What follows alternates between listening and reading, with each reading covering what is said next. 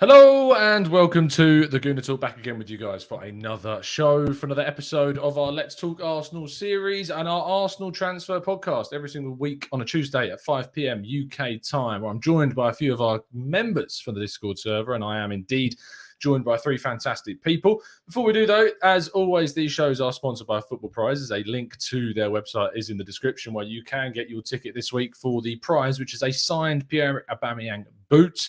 And there's plenty of tickets still left. I think over 60 of them are still going. So you've got until Friday to buy those tickets. Link is in the description for that. So please make sure you go and check that out. But let's, without further ado, introduce to you my guests for the day. First of all, it's King. How you doing, mate? Are you well? Yeah, I'm good. I'm glad to be back.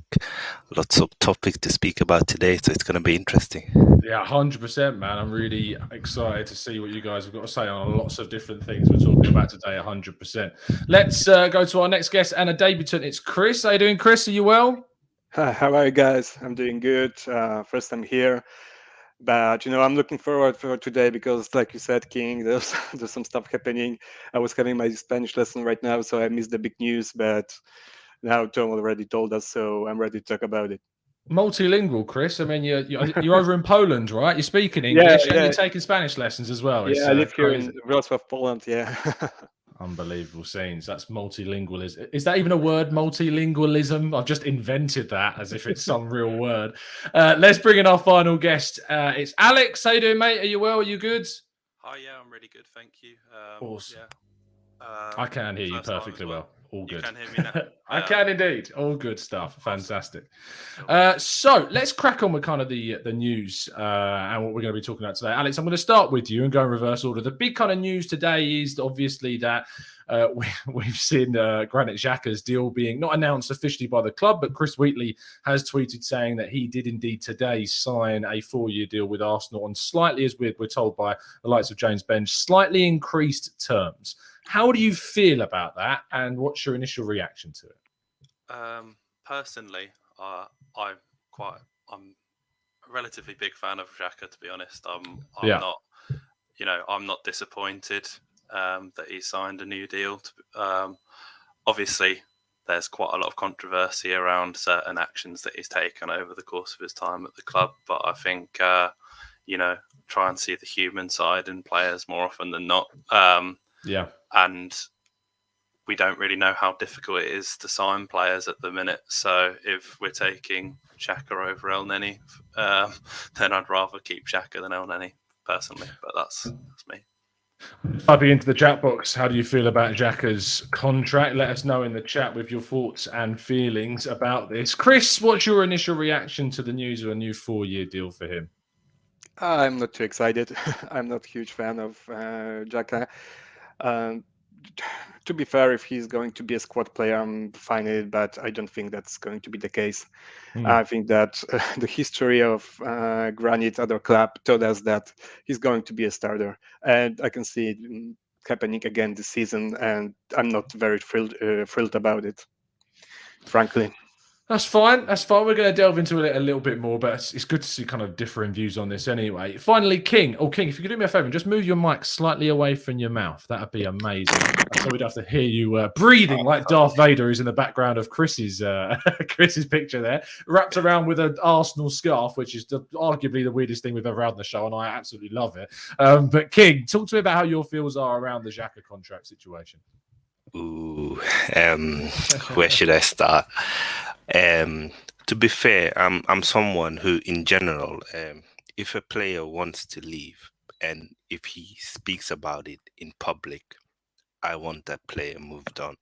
I want to have certain standards where if you play for Arsenal and you've reached a stage where you feel like you want to move on, I want the club to move you on and bring in new players with a new mentality that can take us higher. I think Granit's been here for 5 seasons. I think 4 or 5, yeah, something like that. That's a long time. He's been here on a long time, and I feel like when we bought him, I think he was 23, 24-ish, and he's now getting into his prime age. I think he's done okay. I don't think he's done bad as some fans scapegoat him for. But also, I feel like when we bought him, and now I can't see a massive improvement. I see a player who's stable. He will play all the games. He's never injured. He will have a couple of red cards, give away a couple of mistakes, and a couple of penalties every now and then. My problem isn't with Granit anymore. My problem is with the club. What is the standard you want to set for Arsenal? Do you want players who openly wants to leave, or do you want players who's gonna fight for the badge? And it's a tough question to say because a lot of people put the Xhaka thing down to the Crystal Palace situation as well. And there's a lot associated with that Crystal Palace situation back in 2020, 2020, I think no, 2019, I think it was a long time ago. Yeah.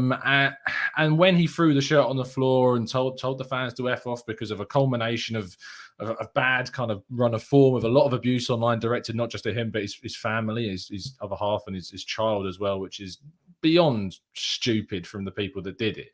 And I have a level of understanding of why he reacted in such a way, but there is also an element of, it's footballers do and are under this increased amount of pressure. And it is a very rare event that you see it happen, despite my understanding of it. You've then got a period of time where I feel that last season was his best season at Arsenal, especially that last 6 months. And despite having a positional change because of the injuries that we faced at left back with Kieran Tierney and we're not signing a left back, it made it so that Granit Xhaka's kind of impact on the midfield was definitely felt because he wasn't there. And we really missed that presence in the midfield.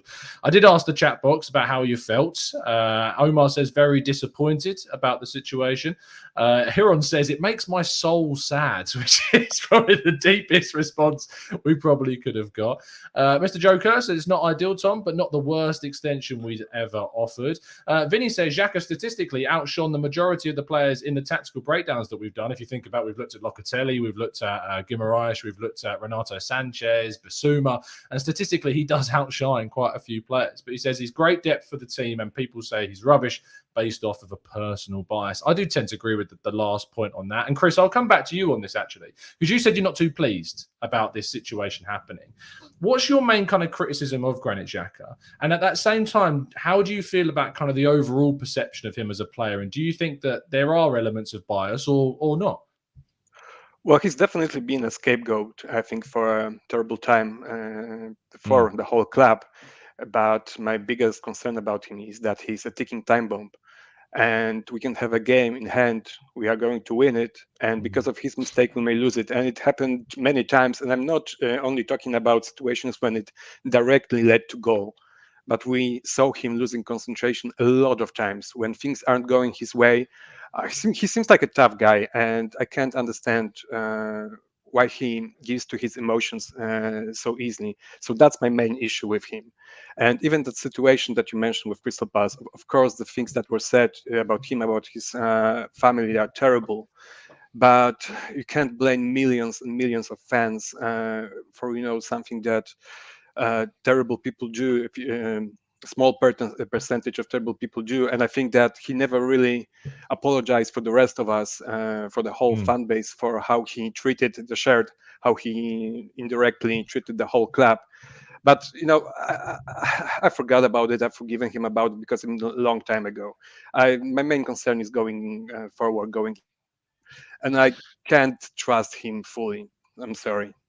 No, you don't have to apologise. It's your opinion, and that's absolutely fine. And I completely understand where you're coming from. He is a ticking time bomb in certain circumstances. There is no argument to me to suggest that isn't the case. A red card is around the corner. A goal, or an error that leads to a goal, is around the corner. That's what we get. And he's 28 now. He's not going to improve those aspects of his game. They're things that develop over, they're just ingrained in his style of play.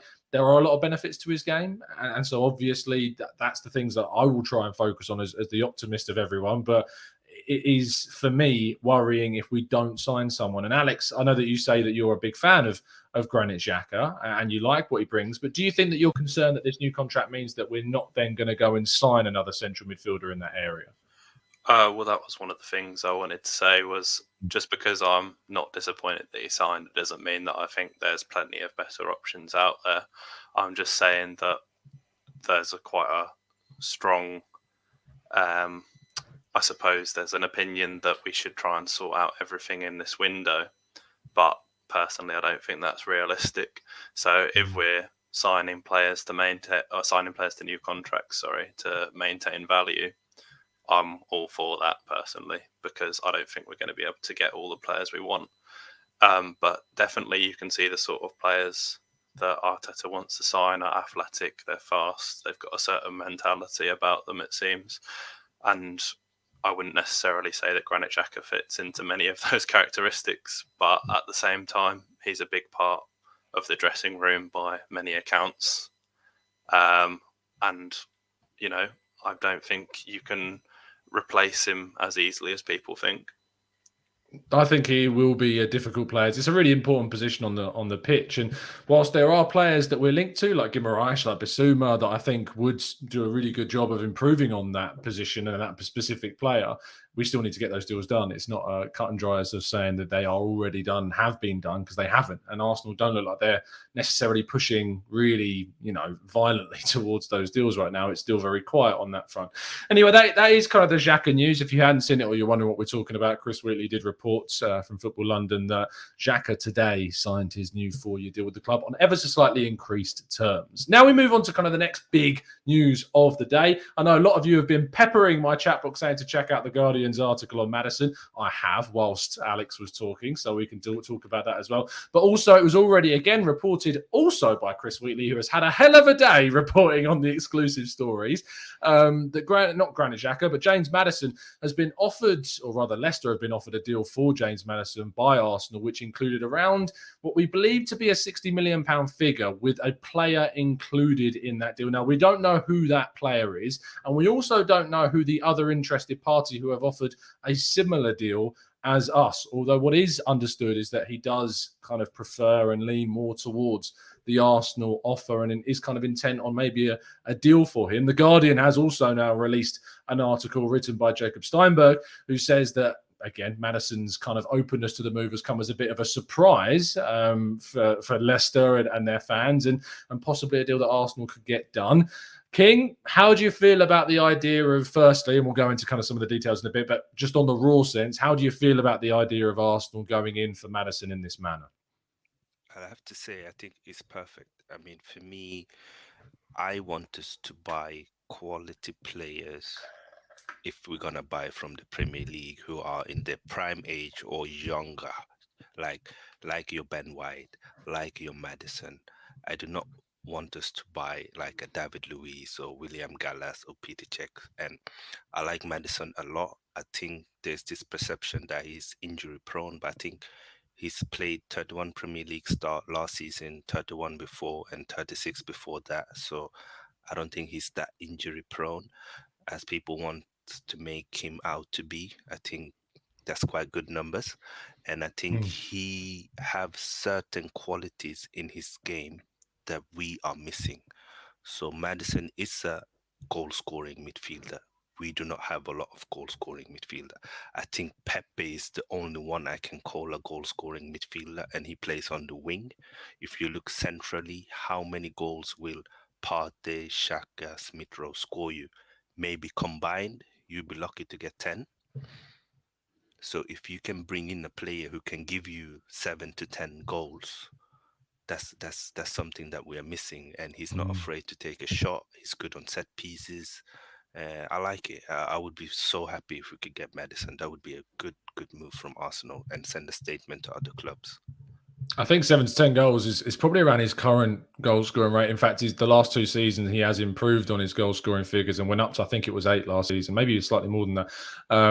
But I think when you look at kind of the impact that, say, someone like Bruno Fernandes had on Manchester United, a goal-scoring central attacking midfielder, if Arsenal could have someone that is going to have a similar impact, it would obviously boost us massively and give us hope to compete much more strongly for the top 4. Chris, Maddison, a possible player going in the other direction. What kind of sense do you get from this deal? Do you feel like it's one that Arsenal can get done? And who do you think could be involved in the possible switch? Well, it has to be Ainsley, right? Would be my thinking, yeah. Yeah, that's the common sense. Well, it's either Ainsley or who can possibly be Willock, because I'm sure it's not going to be Eddie because Xhaka, so they're not going to want a striker. So I'm 99% sure it's going to be Ainsley, maybe Willock, because he is a midfielder, right? And they would be losing a midfielder guy, so that's also a possibility. I think that, strangely enough, it makes sense, and I don't think it's as unlikely as I would think like 2 weeks ago, maybe, because if you have a right player that the other team wants, and in this case, let's say it's Ainsley, then it suddenly makes a technically complicated deal much easier. So I'm really looking forward to see what happens with this deal, but I wouldn't be shocked if it happens. It's a really good comment from Jared here, who says, we need chance creation, and since he's been in the Premier League, the only player who's created more chances than him has been Kevin De Bruyne. I hope that we get it done. And it is very true, and it's interesting what this deal may mean for someone like Emil Smith-Rowe, Alex. I mean, when you look at Emil Smith-Rowe, where his best position is, he played a lot of 10, he's played a lot in kind of wider areas, kind of this wide playmaker, as it's described. What do you think this deal would mean for a player like Emil Smith-Rowe? Thing is that sorry, I don't know when I was. That's fine. I just love it. That's all right. Yeah. One of the things that I would say is that as much as I love seeing Emil Smith-Rowe on the pitch, I think that he's come in very early in his career as a starter for Arsenal, and he's played a lot of football. And my only worry is about protecting the young players. And obviously we're not in Europe this season, which makes it slightly more difficult because you don't have those sort of European games where you can go and play a few young players. But I wouldn't say no to Maddison. His chance creation speaks for itself. His ability for set pieces is a big thing that we have lacked for quite a long time, in my opinion, both offensively and defensively. I'd say we've lacked massively. But I think even if he gets a few assists from free kicks, like that's already adding to what we haven't currently got, and he's the right age profile. And yeah, I'd probably agree with the other guys about probably Maitland-Niles is the most likely player, you'd think, because he's been linked with them in general, I think, a couple of times. Them and Everton, maybe. Yeah. But no, I'd love to see Maddison at the club, definitely.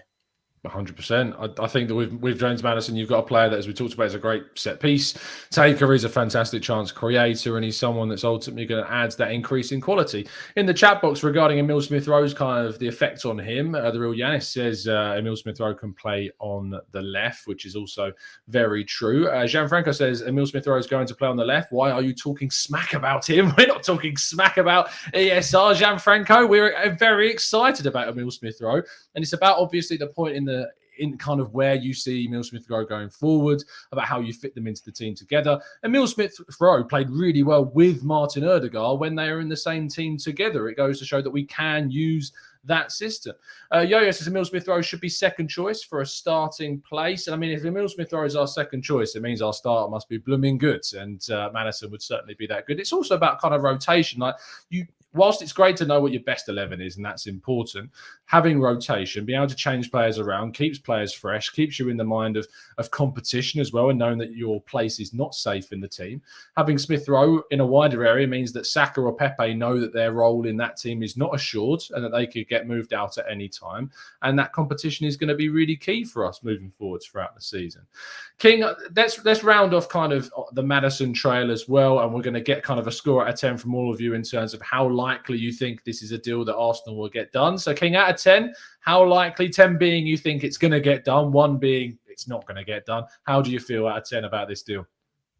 I'm leading to a 7. I think it could happen. I think it's quite likely that it could happen, but I wouldn't put it in the 8, 9 yet. I need to see more. Chris? I'm going to have to say 6. I think also it's probable, but not, it's not that much more than 6 for me. And Alex? I'll go 6.5 for the sake of Fair enough. I think I probably would go around the the 7-ish kind of mark. And I know people say, stop, get off the fence and tell us what you really think. Chat box saying 6, we're seeing 10s, 8s, 5s, 8s, 9s. It's very varied from you guys in the chat box about how you're feeling about it. And, I hope it gets done. It would be a massive marquee signing for Arsenal this summer. I think it would completely transform the mood of the fan base right now, which is, frustrated. But let's talk about other transfers and the frustration at goalkeeper, King. How do you feel about the goalkeeping situation not really being handled at the moment?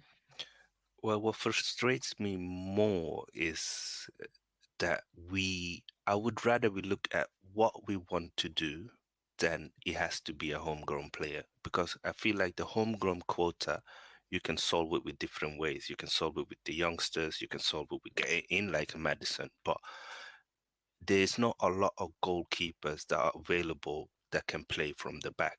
So when you have someone like Onana, who is so cheap and is already better than what we have, go and get him. Like, don't mess about. Go and get him.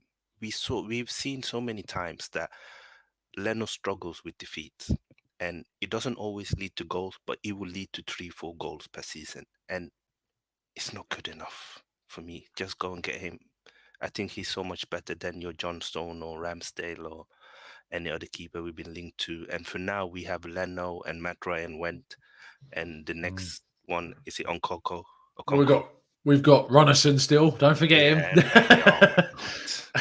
Sometimes I wonder if our goalkeeper stuff is trying to get us worse. Yeah.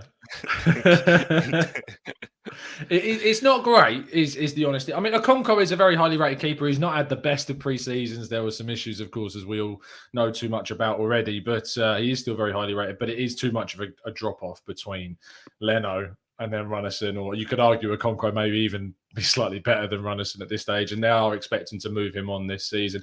Chris, I mean, the links to the players that we have made, King says they're about kind of the fact that we could have got Onana as a very cheap option for Arsenal. Wouldn't be available to November because of the ban, but still a very good and upgrade upon the player that we've got. And then the other link is £26 million for Aaron Ramsdale. How do you feel about that? It doesn't make sense. I agree with King. I don't know why we want to bring homegrown goalkeeper other than homegrown players in other positions. It's not like we are going to get bonus points for homegrown keepers. We can get Maddison, for example. And for goalkeeper, someone like Onana would be perfect. He would be so cheap. And sure, you can't play him until November, but we keep Leno. I think that's the plan. And then next year we figure out what we do with Leno. I would also bring another name to the table. I'm Polish, and we have a history of Polish keepers at Arsenal. So I would have to mention Bartłomiej Drągowski. He's currently playing for Fiorentina. He had a really decent season. He was even linked with Spurs a few months ago. No, thanks, I'm joking. But he didn't go there, so bonus point for him for that. True. So yeah, I think there are decent keepers there that you could get for much lower price than this 26 million pounds or whatever the asking price is for Ramsey. I just don't get it. I mean, I don't think he's a bad keeper, but you can spend this money so much wiser, in my opinion. Alex, the kind of thing, and I suppose obviously we talk there about Onana, we talk about what was the name again, Chris? Was it for the Polish guy? Drągowski from Fiorentina. Drągowski, is that no, right? Drągowski. Okay, I will practice that. I promise. You know what? I'm like my pronunciations. Okay. It's one. Chris is coming in here with his 7 languages he can speak, and he's throwing out these names at me. Alex, when it comes down kind of the players that we are linked to, Ramsdale, Johnston, as we talked about, that is the homegrown. Is that Arsenal clearly want a player that's homegrown? Do you think it's important that the backup goalkeeper is one of those homegrown players that we pick? No, I don't think it's important that they're homegrown. I think I agree with the other guys that it's more important in the style that we want to play. Having said that, I am also quite a big fan of Leno. Probably get quite a lot of hate for this, but yeah, I've always been a big fan of Leno. I think in previous seasons he saved us more points than people make it out that he's made so many mistakes.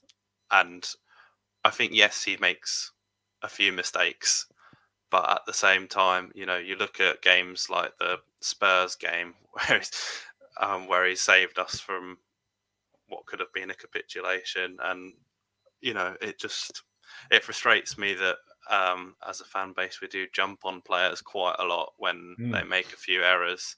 But it's like being a centre back. If you aren't noticed, then you're doing well. But as soon as you make a mistake, jumped on straight away. And it's the same with being a goalkeeper, But saying that, I definitely think we could improve upon Leno. And I think for me, the only one that I was a bit annoyed about us not getting was Onana because of the price. But other than that, I don't think there's a need this season to go and spend upwards of 20 million on a goalkeeper. And I think I'd say that whoever it is, I don't want to spend upwards of 20 million. We could have got Matt Ryan. And, for this season, I would have taken Leno and Matt Ryan. There's a number of different options you could have gone for. But I wouldn't want to spend 30 million on Ramsdale. 100% not.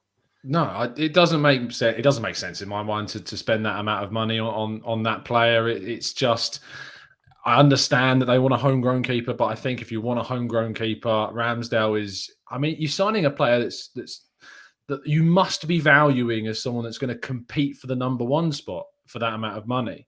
And whilst I'm not massively in the know about how good Ramsdale is, from what I have seen, I think he's a decent goalkeeper. I'm just not sure that he's worth 30 million for us right now in the context that we already have Leno. And I think sometimes, I know there's a lot of defence for Bernd Leno, and quite rightly, because I think he's a good shot stopper and there's a lot of elements to his game that are good. His distribution is questionable, and that's an area of the game that I think we need to improve in. The thing about what I think the crux is sometimes is when people say, and I include myself in this, that I think we need better on Leno. I think some people sometimes construe that as us saying that Leno's not a good goalkeeper, which is not what we're saying. It's just a case of he is good, but I want great. But I want really top class goalkeepers, and that's the only way that we're really going to get into that top four. And I think that's a position, as Alex says, that if you're really unnoticed or you're making a few good saves, then you're barely talked about. But as soon as you make an error, that's when things start to grow out of control in a negative aspect. And when you make too many of them, like Leno has done, admittedly, then it's a pretty tricky situation to recover, especially when the goalkeeper that you sell goes on to be the best keeper in the league. That's also a bit of a problem. Andrew, thank you so much for the super chat, mate. He says, thanks for always pushing out a balanced and measured conversation. As a Gooner from the States, your channel has become my go-to for the AFC content. Thank you, Andrew. That's a really kind thing to say. I really appreciate the support as always. And I hope you continue to watch and enjoy the content as well. And a second super chat from one of our fantastic members, and of course, one of the biggest parts of our Discord server, the real Yanis, says Ramsdale is a coachable and people expect him to be England's number one. Also, Dragovski, am I saying that right now? Chris, is that better? There we go. Love that.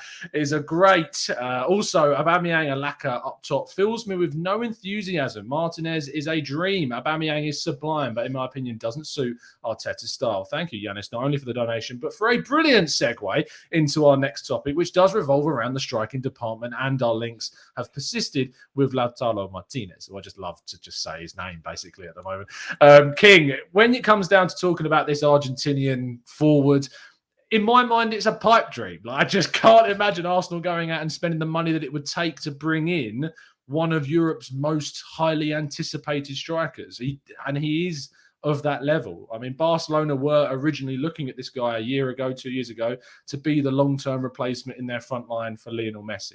This is the level that we're talking about as a player.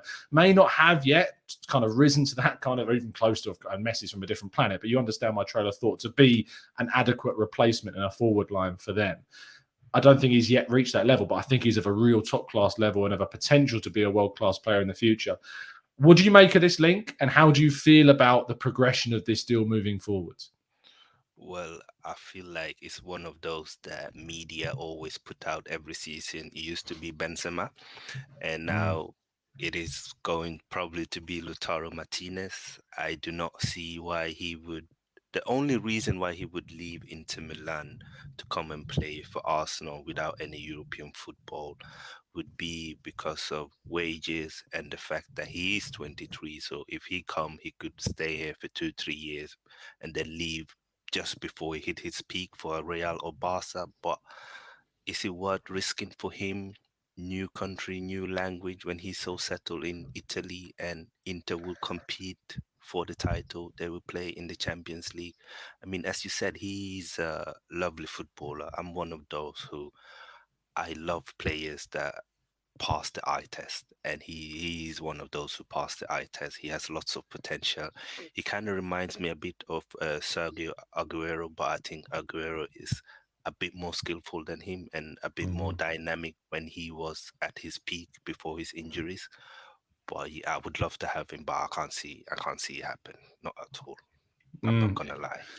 Yeah, I feel like it's one or the other in terms of Maddison or Martinez for the figures that we're being associated with both of those players. Chris, how do you feel about kind of the varying levels of reports that we see about this? Because this is something that we've talked about before, the way in which kind of deals are reported and how close. I mean, the Athletic said that this would be a simple deal for Arsenal to get done, because all it would take is Arsenal to stump up the money and Inter to accept, and for us to agree a deal with a player that supposedly would be open to a move to the Premier League. How do you feel about how this one's kind of gone through the media and reported outwards? Like with most deals, you have different reports. Some seem more reliable than others, obviously, and I don't think that there's anything done there yet. But I do think it is a possibility that it can be done, not just by Arsenal. I think any other club could possibly make this deal happen. Even Spurs, if they decide to sell Harry Kane, they would have money. Yeah. Possibly they could go for Martinez, and if he wants to come to Premier League, and I don't think he's an Arsenal fan. I never heard him saying anything like that. So maybe he will be open just to play for anybody in Premier League. So if it's just a question of giving Inter that amount of money, and the player already is willing to come to Premier League club that is not playing in Europe, then yeah, in theory, it's a simple deal. But I agree with King in that extent that I don't fully believe those links. I think that I'm sure that they ask Inter about the player and the possibility of maybe involving Xhaka, because you ask around, right? That's what you do. You look for the best possibilities, best offers. But I don't really see anything more coming out of this. And lastly, Alex, on Lautaro Martinez and the striking department in general. We've got Lacazette, we've got Aubameyang, we've got Balogun still here, and Nketiah is still here. Is there room for a striker? And do you think it's a likely position you see Arsenal strengthening in this summer? I think last season proves that there's definitely room for a striker. However, I think Martinez is probably, like everyone said, it's a slight pipe dream.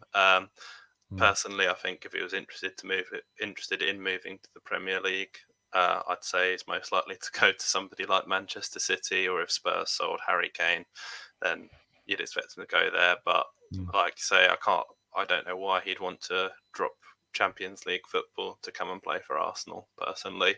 And in terms of the striking department in general, I mean, it's not looking too great at the minute. I think, for me, I'm sure, as every Arsenal fan has, we've been a fan of Aubameyang for quite a long time, up until we haven't been, which is for the last sort of season and a bit, sort of, I say the COVID period because it's the easiest way to put it. Yeah. I think he's just not been able to find that consistent scoring form that he had. And it's quite sad to see, but at the same time, there's certain elements of his game that I think I'm just getting a bit tired of. I'm a big fan of him. However, the lack of sort of, almost seems like he's not even trying at times during games. He's just sort of letting the game pass him by. Body language isn't positive. The body language isn't as positive. Like, at least during those periods when he wasn't scoring before, he was, still pressing with intensity and still sort of trying to win the ball, which was how he got a few goals, was by robbing goalkeepers. But yeah, it's frustrating because we seem to have sort of two strikers at one end and two strikers at the other end in terms of age. And for me, that is an issue that we've had all over the pitch for quite a long period of time, is not really having players in that middle age bracket if you know what I mean. Absolutely.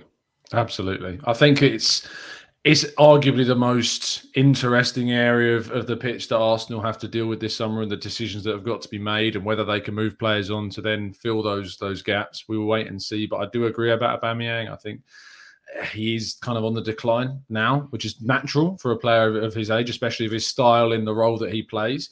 If we do keep him, then fingers crossed he can go out on an absolute bang, and we really would appreciate it as we try and go for that top 4 spot. So fingers crossed we can see an improvement. Now, boys, we've got a bit of a task. I know you didn't come here to do work, but we've got a lot of questions that have just been thrown into the chat box. I did ask, so keep throwing them in, guys. I'll try and go through as many as we can, but you may need to keep these answers condensed, not Drew style answers, as I like to call them, as short and sweet as you can. I mean, encouraging 20 words, but that's me being the teacher, as I formerly was. Anyway, let's go for starting off with Neil. King, I'm going to start with you. We're going to go in a clockwise formation.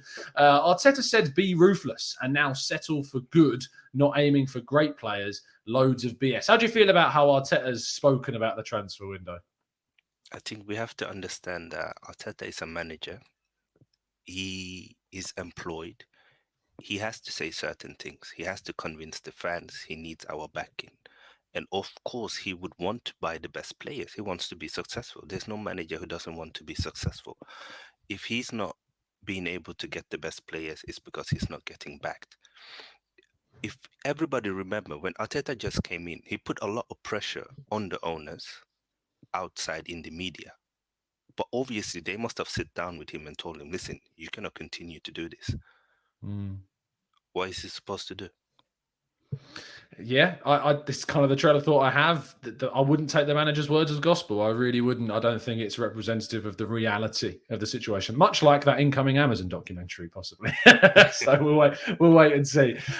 Tulip says, "Who would you prioritise? 70 million for Martinez or 70 million for Maddison?"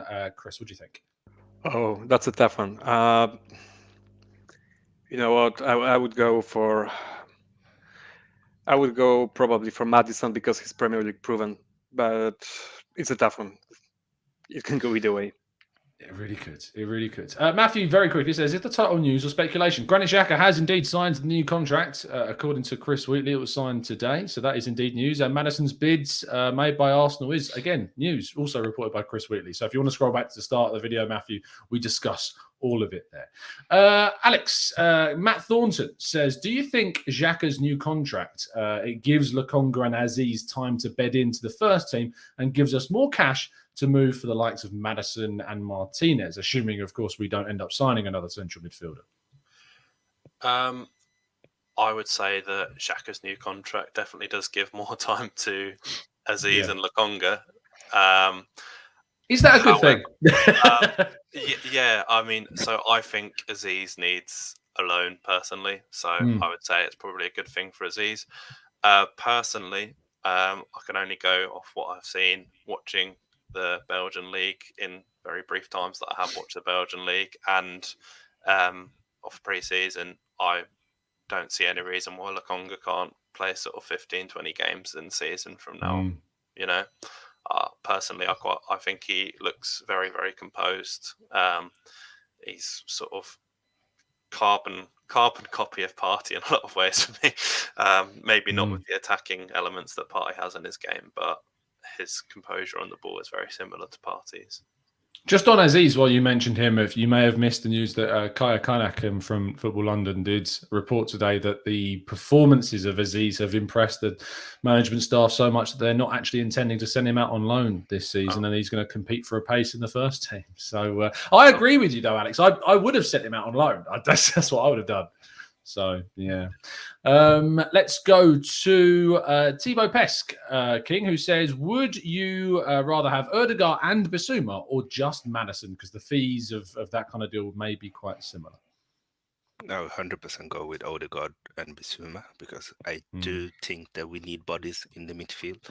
I think if we look at the teams that finish above us, what really stands out is the central midfielders.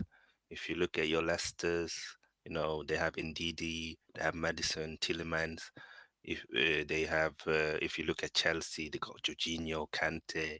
And obviously City have so Kovacic. many, I don't have to mention them. United have like Pogba, they got Bruno, Van de Beek, Fred. And so I think if there's any area where I feel like we really need to improve, it would be the central midfield. And I think Bissouma plus Odegaard would be a fantastic window for us. I agree with you. Chris Zamir says, how many points do you think we're going to be getting from Brentford, Chelsea and City before the transfer window closes? I like to give you the easy ones, Chris. Thanks for that. Oh, God. Let's say 4. 4? Where are we getting the 4 points from? Go on. Well, 3 from Brentford, let's say, and 1 from Chelsea. Lost to City. Of course, I would love us to get 9, but let's say 4. I'm going to say 9. Just not realistic, is it? I think that it depends on what signings are made. It depends on the injury situation of certain players as well. We've lost Partey, it seems, for those 3 matches. He'll be back after the international break, we're led to believe. So that's positive and negative. I thought he may be out for a lot longer than that, and he should be back after the international break, which is after those 3 games. So that's probably better news than we were expecting, but he's still a big loss for 2 huge games, especially if we want to get into the top 4 this season. We do need to take points off those teams. That's the only way that we're going to get there. Vinny is a really good question. Alex, he says, what's your view on Joe Willock and what role should he play in next season? We are crying out for a goal-scoring midfielder, but many fans discard him even though he's just 21. I think we spoke about this on the Discord chat. Actually. We did. I think Vinny may have instigated the conversation. Yeah, I think maybe. It was. Yeah. So I'm a fan of Willock. I think what he needed to do was to add the goals and assists element to his game, because he's always been dynamic. He's always had a bit of something about him. He's not. I think he's not gone down the same road as his brother, who I think is playing for QPR or something now, Chris Willock. But after scoring, was it 11? I can't remember for Newcastle. Was it double? I think got 8 in a row, but I don't know. Was Let it me have 8 a quick in a row? look. Nine Yeah. goals. 9 goals, yeah. 8 in a row. Yeah. There you go. So There 8 you in a go. row after getting what is 9 goals. I don't know why we'd want to cash in on somebody who is also homegrown. When there's other players in the team who I'd sooner see leave ahead of him. That are not necessarily in his position, but I mean, there's so many players who I would love to see leave Arsenal, and Willock's not anywhere near the top of that list. Yeah, we had a really good chat about this in our TGT WhatsApp group with Raf and Tom and Drew, and I put forward the point of if the money made from a Willock sale meant that it guaranteed us signing James Maddison, I think I might do it. But if it's just a sale of, say, 20 million, which I think is what you would get this window, I don't think you'd get anything more than 20 million, to be honest, or maybe 22. That's a reported figure the other day. But for 22 million, if it doesn't mean that we sign anyone extra this summer, I think I'd probably just gamble and keep him, because I think it's probably worth the goals that he's going to bring. But if you were to say to me that 22 million meant it allowed us to go to that next level with the bid for Maddison that we got him, that maybe would change my mind about how I looked at it. But it is, again, it's all conditional, I suppose. Yo-Yo King says, Alba and Leno were our best performers for Arteta while he was head coach. Since his promotion to manager, though, both have been considered amongst the worst. How much responsibility does Arteta have because of their form? I think it's an interesting question. And fundamentally, I always believe if 1 or 2 players is underperforming, it's the players. If it's 3, 4 players, then it's a system problem. I think it's a combination of, I would put 40% to Arteta and 60% to the players. And the reason why is that I think the way we have moved, the way we were playing before, especially on the FA Cup run, we really were trying to play the ball behind the back line so Aubameyang could run through, and that's when he is at his best. He has really good movement, and it helped him. I think with Leno, it's more a mentality thing. I don't think he's dropped in quality. I think the fact that Martinez came and he became our hero, took all the spotlight, and then after that, Leno had a bit of a shaky time and the fans were onto him. I don't think it's helped him. I think sometimes we forget that players are humans, and the mental element, I don't think that's down to Arteta really. I think it's more down to Leno. But obviously, it doesn't help that we want to play from the back, and it's not his best assets. Yeah, it's a really good answer. It's a tough question because he's the coach at the end of the day, and how players play has to have something to do with him, obviously. But there is always going to be an individualistic kind of element to a player's form and how they are playing. Like players go through bad patches of form all the time, and that is going to be, you know, part and parcel of being a player. But the way that they're used, the way they're deployed, the way that they are crafted and given opportunities by their teammates because of the tactics deployed by the manager is also, especially for someone like a striker, going to have a big impact on that. So yeah, but great answer, King. I thought that was fantastically put. Adam, Chris says, Tom and Co, if we signed Maddison and Martinez, would you be happy? We still need a centre midfielder, a right back, and a goalkeeper who can realistically. Who can we realistically sell before the window closes? It's an interesting point because Maddison and Martinez, wow, amazing, great, fantastic. But we really need a right back, a centre mid, and a goalkeeper. So if it is just those two world-class signings, are you happy or? Well, I would be happy until Leno gets injured. Yes. And we don't have a backup goalkeeper. Yeah, then I would be terrified. So yeah, that's a really good point. Because on paper, these are two amazing signings, and you can always say that you can wait until January or next summer to get a right back and get another central midfielder. But I would say we have to have a backup goalkeeper, that's for sure. And another CM would also be a great addition to the squad. Right back, I mean, if we only have Chambers and Jesus, forgetting names now. Cedric, Yes. as his backup. I will be actually fine with that for one season or until January. That we need a goalkeeper. I think right back is an area that you can just make do with right now with what we have. Yeah. Yeah, and to the other part of the question, it's really hard to say. Like we were talking a lot, either on Discord or here. It's a really tough window to sell players. So I think there may be some offers for Willock, maybe for Nketiah, and maybe we can get Ainsley involved in Maddison deal, but maybe Torreira. But we'd have to give him basically for half his worth maximum, not more than that, because otherwise he's not going. No. Look, at the end of the day, it's so hard to move players out in this window, in this pandemic anyway. And we've got a situation where if we sell players, we're going to make a loss. And it doesn't seem like the club are too interested in guaranteeing losses on certain players. And Bellerin looks like he's probably one of them. And if he does go, they'll want a big loan fee if it is that kind of route that they're going to go down. So we'll have to wait and see on that.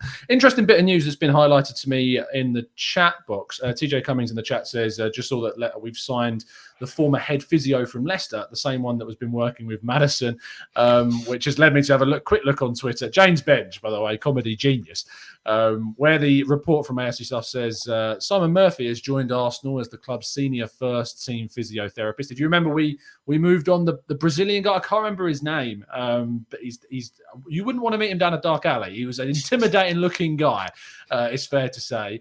But he left at the end of last season. He was only there for, I think, like 6 months. And so this guy, Simon Murphy's coming from Leicester as our first-team physiotherapist after 8 seasons at Leicester.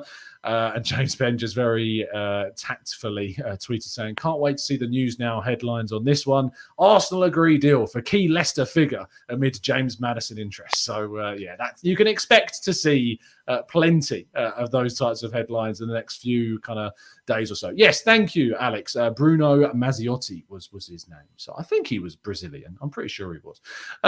Let's move to the final question before we have some final thoughts. And we're going to go for Sam Tressler is a very loyal listener of the show. So let's reward him with a question to round things off. Alex, Sam says, Eddie has impressed in pre-season, but has his chance come and gone at Arsenal?